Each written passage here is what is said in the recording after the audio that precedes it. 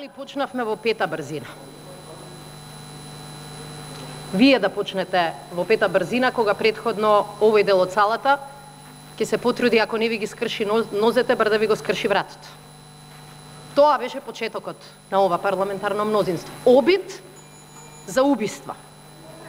Меѓутоа, не можеше во Македонија да се почне во пета брзина и заради други, многу математички разлики. Еве, например, едната. Кога почнавте да владеете, требаше да плаќате 37 милиони евра за да враќате камати. Знаете со колку стартуваме ние? Со 133 милиони евра само за камати. 133 милиони само за камати од долгови кои што ги создадовте за оваа држава.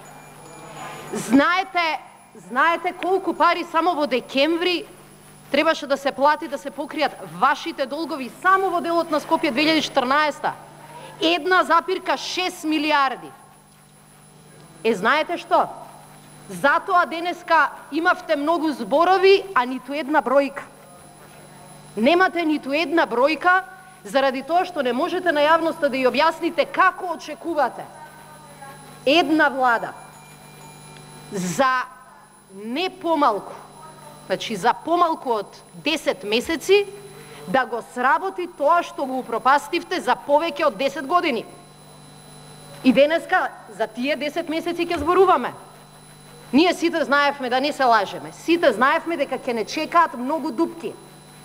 Не знаевме дека сте оставиле големиот кањон од Америка, не само во буџетот, во институциите, каде да допреш труло, каде да допреш долг, каде да допреш злоупотреба. Па ние сите да се претвориме во детективи и инспектори, не можеме да истражиме се што сте украле овие години.